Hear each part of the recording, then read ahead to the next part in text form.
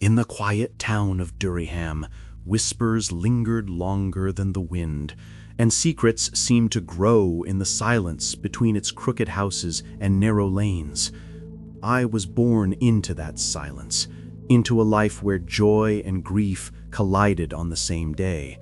My mother died the very moment I entered the world, and that truth hung over me like a shadow I could never escape.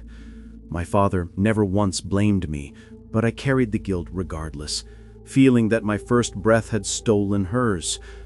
He raised me alone, and because of that, he and I shared a bond that went beyond love.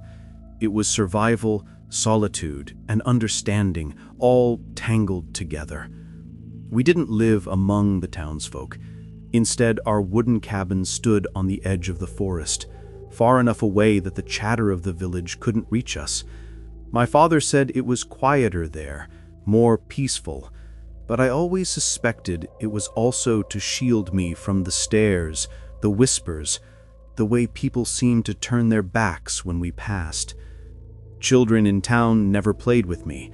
Some were bold enough to say why. I still remember one boy's words, sharp and confusing. "My mom says to stay away from you. She says your family ain't right." At 6 years old, I didn't know what that meant. I only knew how it felt. The sting of being unwanted, the confusion of not understanding why. I turned back to my lonely games, skimming stones, pretending it didn't matter, but it did. Then came the day everything in Dureyham shifted. I was 7 years old when Sarah Potts went missing. Sarah, with her pale hair always plaited into ribbons, her bright blue eyes that sometimes flickered toward me in class before she turned away with a giggle to her friends. She was one of the children who watched me, but not with cruelty, at least not always. And then suddenly, she was gone. The town that had once been alive with chatter fell into dread. Parents pulled their children indoors. Playgrounds were emptied, streets deserted. People stopped speaking to each other in the way they once had. A heaviness settled over everything, as though Dureyham itself had gone into mourning. For me, though, there was a strange, secret thrill. With no other children outside, no one to push me, no one to steal my food or mock my father, the streets became my playground. I skipped along empty cobblestones at dusk, humming to myself, basking in the freedom of a world that finally belonged to me. When I reached home, the comforting smell of food met me at the door. My father was serving dinner, the small table lit by the dim glow of a single lamp. My stomach growled with hunger. I hadn't eaten since morning, as the children had once again stolen my lunch before disappearing from the playground altogether. "Sit down, darling," Father said warmly, his tired eyes softening into a smile. I clambered onto the wobbling wooden chair, already licking my lips. "They didn't find Sarah," I muttered between mouthfuls of beef stew. "That poor child," Father sighed, his brow furrowed as though he carried the grief of the whole village. He chewed slowly, swallowed, and asked, "Were you tormented by those wicked children today?" I shook my head, still chewing. "Good," he said, nodding to himself. "I suppose the town has grown quiet following the disappearance." He drained his glass of water in small gulps, then rose from the table, taking his dish away, his footsteps fading into another room. I stayed behind, sucking at a stubborn piece of gristle in my teeth. At last, I pried it free, my small fingers holding the thing between them. But it wasn't gristle. Not entirely. In the glow of the lamp, I saw it clearly, a scrap of red satin ribbon still clinging to a delicate strand of long blonde hair. I stared for a moment, the edges of my lips curling upward. Then I smiled to myself, tucked it away, and continued eating. "You won't believe me. Nobody ever does. But if you're reading this right now, I need you to at least listen before it's too late. I'm sitting in the farthest corner of the campus library. The hum of fluorescent lights above me, the faint scratching of pencils around me, and yet I feel completely alone. Not the safe kind of alone. The kind of alone where you just know something is lurking just out of sight. Every time I look up from the screen, I see shapes shift between the shelves, long shadows stretching across the carpet where there shouldn't be any. I tell myself I'm imagining it. But deep down I know better. Something is waiting for me to stop typing. That's why I need to get this out, fast. My name's Ethan, and I should be finishing my senior year of college. Instead, I'm falling apart. My professors think I'm lazy, my boss thought I was crazy, and my friends, what's left of them, don't want to be around me. They didn't see what I saw. They don't hear the things I still hear at night when the world goes quiet. It all began last year when I met Jack Driscoll. He was one of those guys you instantly click with. We liked the same video games, the same horror movies, even the same grungy thrift shop clothes. He was easy to talk to, and for once I felt like I had a friend who understood me completely. For a while, life actually felt good. Then Elisa came along. She was in one of our classes, long black hair, bright green eyes, a laugh that made people turn their heads. Jack fell for her instantly. Within weeks, they were inseparable. At first, I was genuinely happy for him. He'd never had luck with girls, and Elisa seemed different, sweet, kind, and genuinely into him.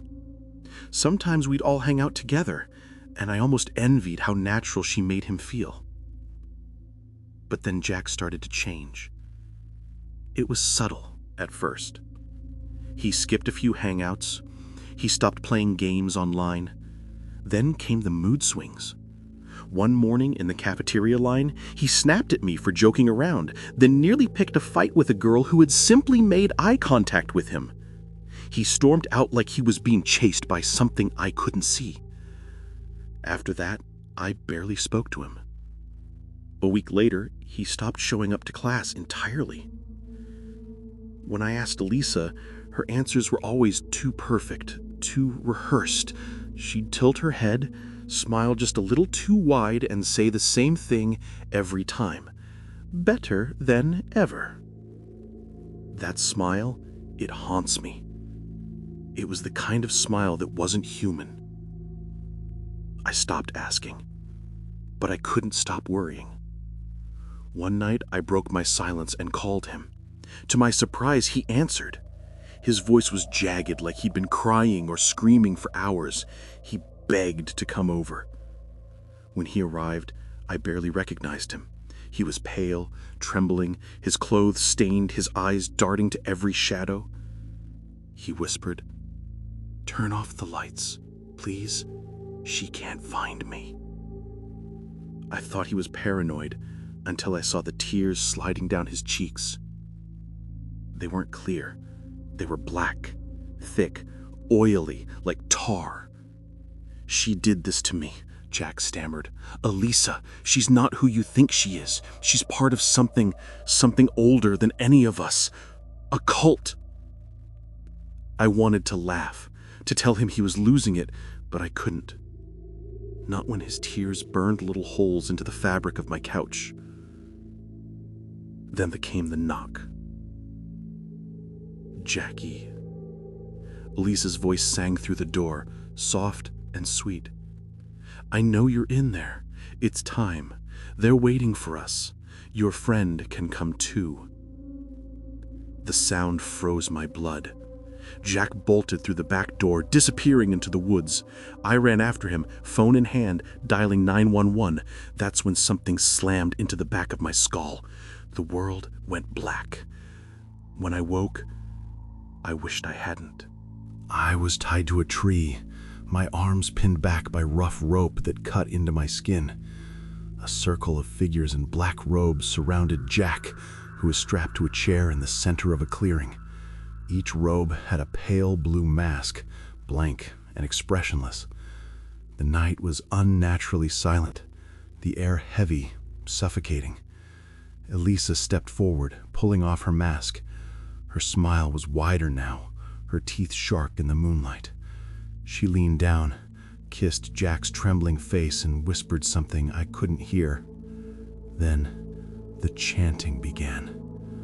The cult's leader, a towering figure with skeletal hands, opened a rotted black book. The words he read were not human. They hissed, groaned, and clawed at the night air like a living thing. My skin crawled with every syllable. Two cultists forced Jack's head back, taping his mouth shut. Another held his arms. A fourth stepped forward with a jagged, rusted tool. I'll never forget the sound Jack made as they dug into his eyes, tearing them out, black blood pouring down his face like tar. He convulsed, muffled screams filling the night as they fixed a blue mask to his bloodied skin. The ground trembled. Cracks split open in the dirt. From the darkness below, black tendrils writhed upward, wrapping around Jack's arms, his legs, even slithering down his throat. His body jerked violently, his veins turning dark under his skin. And then, sirens. Police sirens in the distance. The chanting stopped. The tendrils froze, then sank back into the earth. For one breathless moment, everything was silent. The cult froze like statues, their masks all turning toward the sound of the sirens. And that's when I heard it. A laugh. It came from Jack. Low, broken, inhuman. "You made him mad," he hissed. In one violent motion, Jack snapped his restraints like they were paper. His body twisted unnaturally, his voice warping with something else inside him. Then he tore into the cultists. The first one he grabbed, he ripped in half like a rag doll. The others screamed, but their cries were drowned by the sound of bones snapping, flesh tearing, and the wet crunch of teeth sinking into human meat. I tried to close my eyes, but I couldn't. I watched Jack, my friend, devour them. Their entrails steamed against the frost-covered ground. Their blood soaked the roots of the trees. Elisa's screams rang loudest of all before they were cut off in a sickening crunch. Then, everything went dark again. When I woke, a flashlight blinded me. A police officer's voice echoed in my ears. "He's alive. Get a medic." I was bleeding badly. My shirt was soaked. Later, the doctors told me one of my kidneys was gone. I never even felt it being taken. That was a year ago. The news reported the murders. The school tried to bury it. Jack Driscoll is still missing, and the police say he's responsible for the deaths of 10 students. They don't talk about Elisa. They don't talk about the cult. But I remember. I hear the laughter when I close my eyes. Sometimes, in the silence of my apartment, I still hear that knock at the door. "Jackie, I know you're in there." And every time, I wonder, next time, will it be me they say is ready? This is a story from one of my closest friends. He told me this himself, sitting across from me at the table, hands trembling as he spoke. His voice wasn't just nervous, it was hollow, like someone who'd seen something he wished he hadn't. He said, "Bro, listen, you're not gonna believe what I'm about to tell you. This happened tonight. I'm still trying to wrap my head around it. My hands are literally shaking. This isn't some creepy Reddit post I read or a story I'm passing on. This is me, tonight. You know how I've been working at that neighbor's farm up the road? Big place, like 30 acres, massive compared to my family's land. It's quiet, kind of isolated. Most days it's just me, the animals, and the wind. All I do is feed and water them. First the 4 cows and a goat, then another goat, then another goat, then the horse, and finally the 2 steers at the far paddock. Same order every time. Easy work. $70 a week for 5 days. It's routine now. When I got there this evening, O, you remember O, right? Came out to talk before I started. It was one of those dusky evenings where the sky is still light, but the shadows are starting to stretch long across the fields. We leaned on the fence for a bit, chatting about random things, and somehow the conversation drifted into weird stuff people have seen around here. She told me, very casually, that she sometimes hears babies crying at night. Actual crying. But there aren't any kids anywhere near them. She said they'd even tried to research it. Not cougars, not birds, nothing that made sense. Then she told me about her wife, M. M has seen some weird stuff too. Deer moving in ways no deer should move. Coyotes that are just too big, like shadows stretched too far. Not just strange, wrong. You know when someone tells you something and you can feel the hair rise on your arms? That's how it was. After a while, O went back inside to cook dinner and feed their hunting dogs. The sun had dipped lower by then, the sky bleeding into darker blues. I started my rounds, like usual. First the cows and the goat, then the other goat, then the next, then the horse, and finally the 2 steers at the back. Everything was normal, quiet, until I was about to leave. That's when it happened. It was like the whole world just stopped. Everything went dead silent. No wind, no cows, no goats, no horse, no leaves rustling, nothing. It was like someone had pressed mute on the universe. I don't mean quiet. I mean silent. The kind of silence you can feel pressing against your ears. My gut tightened. That old instinct you get when you're being watched, when you know something's out there but you can't see it. It hit me so hard I almost dropped what I was holding. I climbed onto my quad, heart hammering. I started it up, but even the engine didn't sound right. It was softer, muffled, like it was far away, like I was in a dream. And that's when I made the mistake of looking toward the back of the property. You know that far edge where it meets the tree line? The part that always looks a little darker even in daylight? I looked there. And I saw it. It was just standing there. That deer thing. The same one I've glimpsed before, but never like this. Only this time it was on 2 legs. 2 legs! Its body was so thin it looked almost hollow, its skin hanging like old leather, its limbs too long, too jointed. Its entire shape was wrong, like someone tried to recreate a deer from memory but missed something important.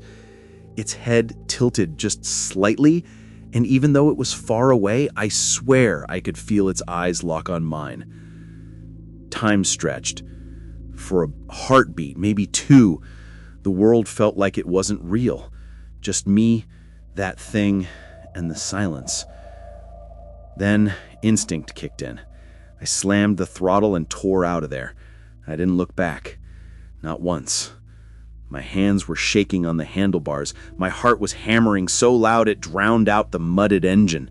I didn't breathe until I was on my own driveway. I didn't even take my boots off when I got inside. I grabbed my phone and called O. She picked up right away, her voice normal, confused. "Kubu? Why are you calling me? You were just here." I said no time to explain. Just don't go outside and keep your dogs in. Her voice changed instantly. "Why? What's wrong? Is there a wolf or a cougar out there or something?" I said no. My throat was dry. It's a deer, but not. Just trust me, okay? Okay, I will, she said quickly. What about M? I said make sure she goes straight inside and doesn't look toward the back of your property. You do the same. All right, bye. Bye. And that was it. We hung up. Haven't talked since. Here's the thing that keeps me awake, man. The silence didn't start until I saw it.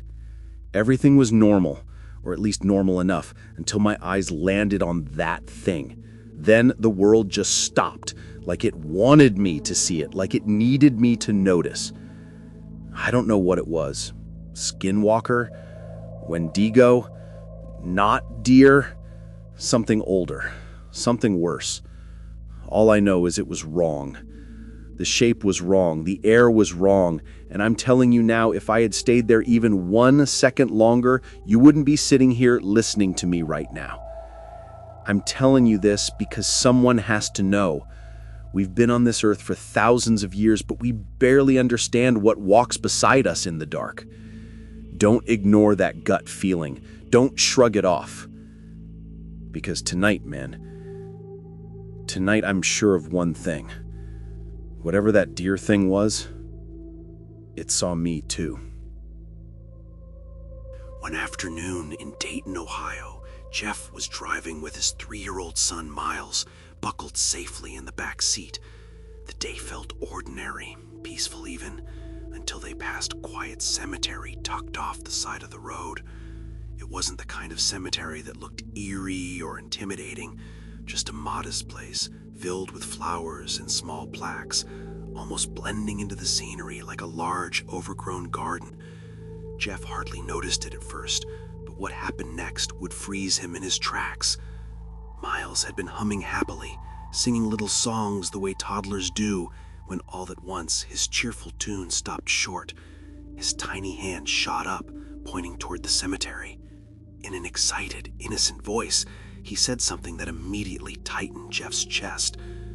"Look at all those people." Jeff's head snapped toward the cemetery. His eyes scanned the grounds, but there wasn't a single person in sight. The place was utterly empty. Startled and confused, he turned back to his son. "What people?" he asked, trying to keep his voice calm. Miles didn't hesitate. "All those people over there," he said, matter-of-factly.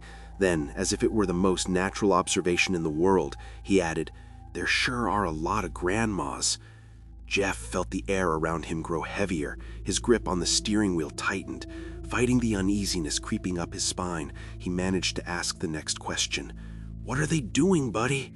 Miles's gaze stayed fixed on the cemetery as he replied in a voice both simple and chilling. "They're all standing there, looking down at the grass." Every instinct in Jeff screamed to get away. Without another word, he pressed down on the gas and drove them home, the back of his neck prickling with an icy fear he couldn't quite explain. Later, that same day, the memory still gnawed at him. Miles was curled up watching cartoons on TV, seemingly back to his carefree self. But then, just as Jeff began to relax, his son turned toward him with a sudden seriousness. "You know," Miles said softly, "they weren't alive." Jeff blinked, thinking Miles was talking about the animated characters on the screen. "What do you mean, buddy?" he asked. His reply stopped him cold. "Those people we saw, they were all paused." Jeff didn't know what to say. His heart raced as he replayed every word, every detail.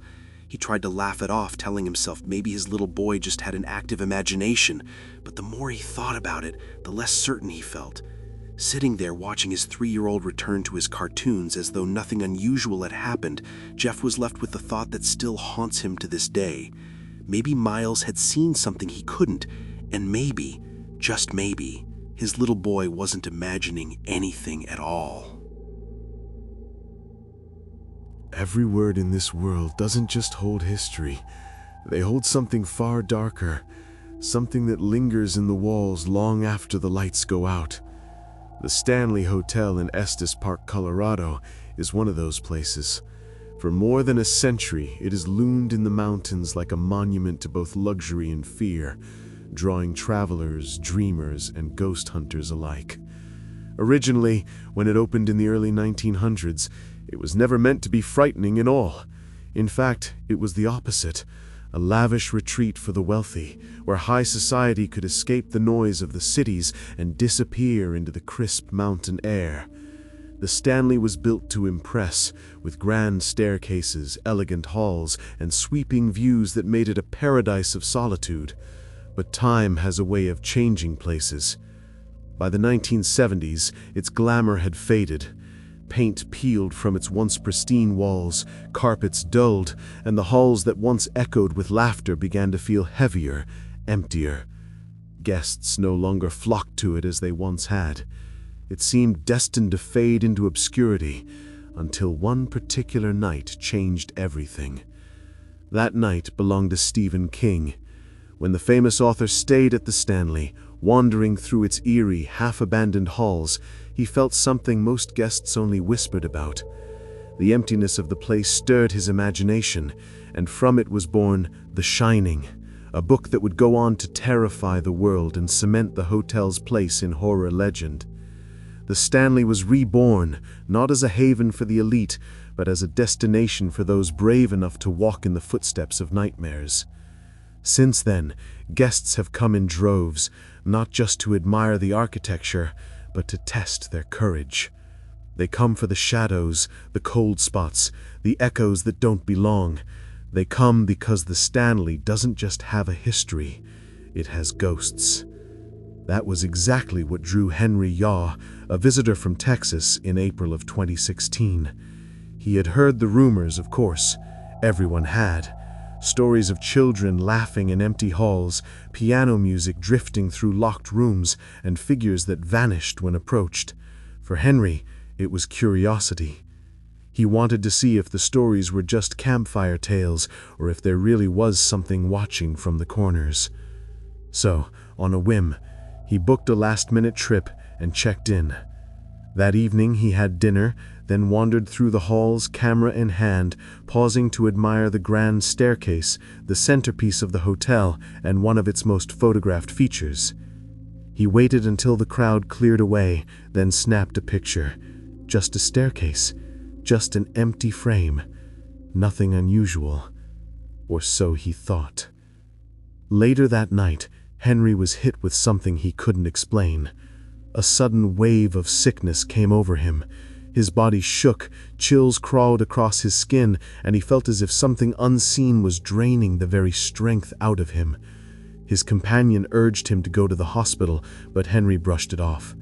He stayed in bed, unsettled and shivering, trying to convince himself it was just bad food or exhaustion. It wasn't until the trip home that the truth, or something far stranger, began to surface.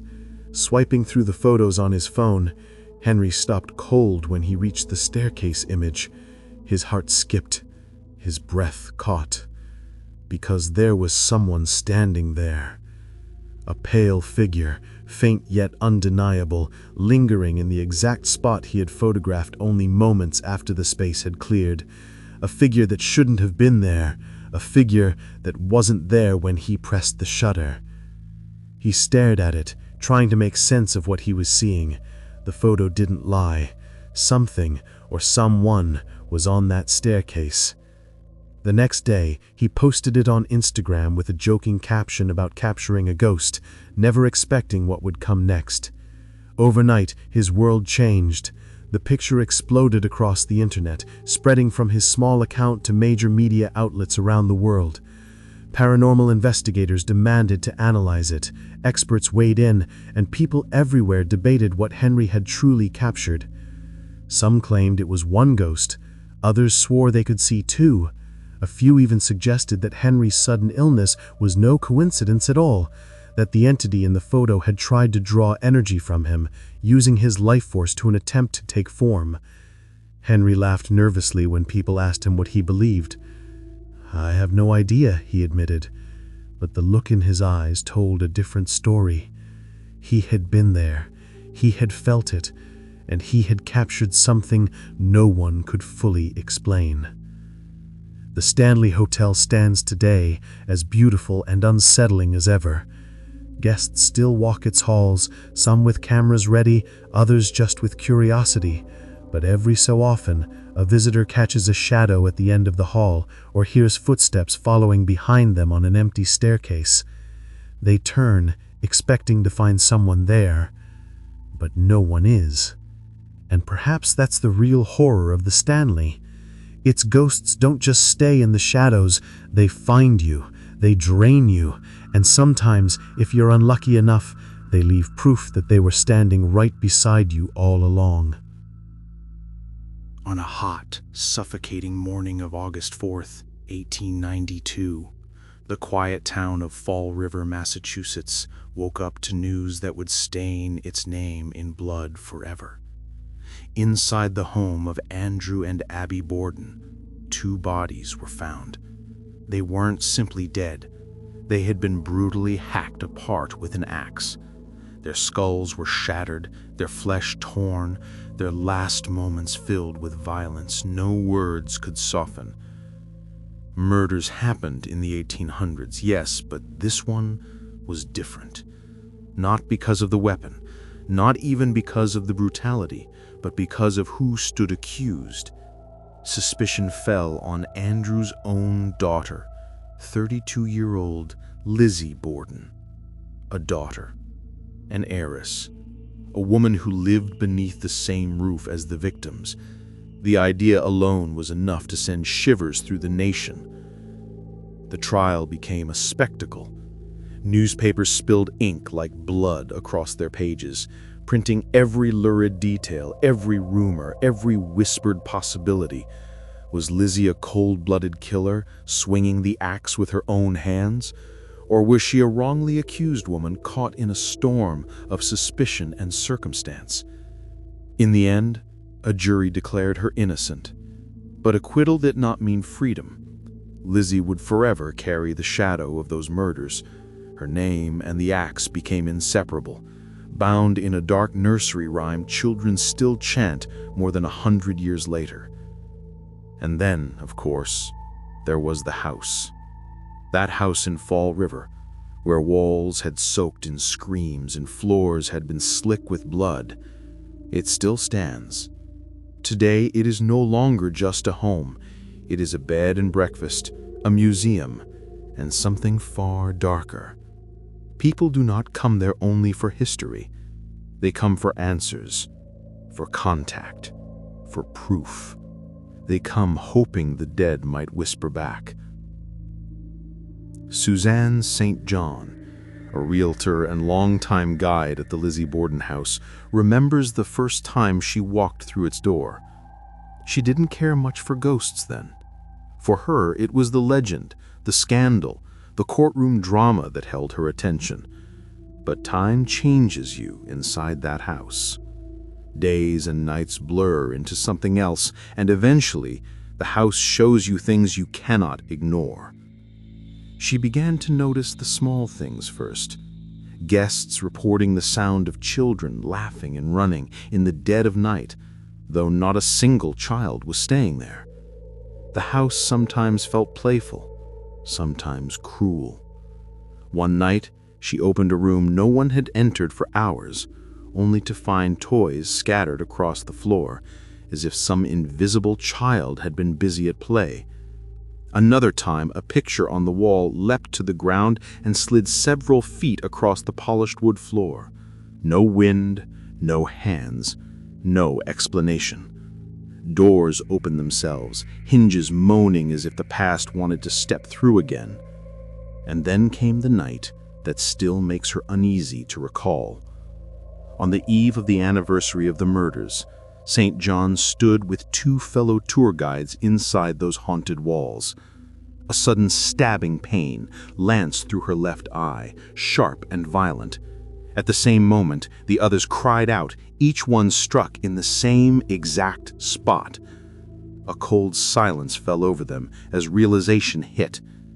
Andrew Borden's fatal wounds had been delivered precisely there, in his left eye.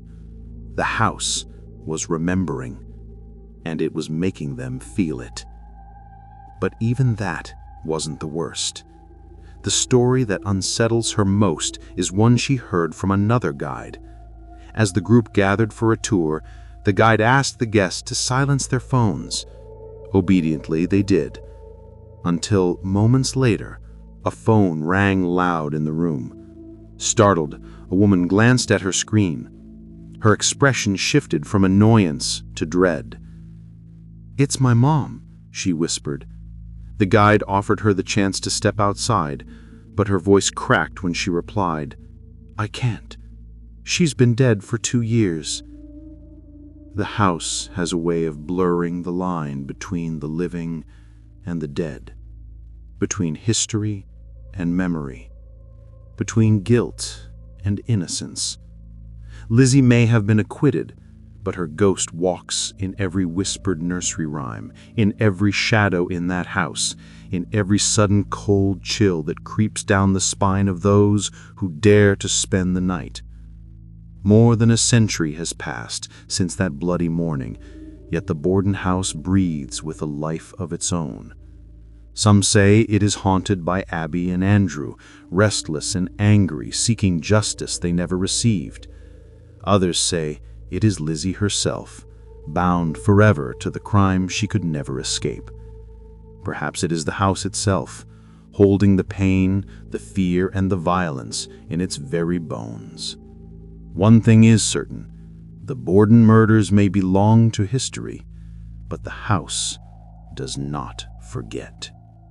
And if you dare to enter, you may discover that neither will you.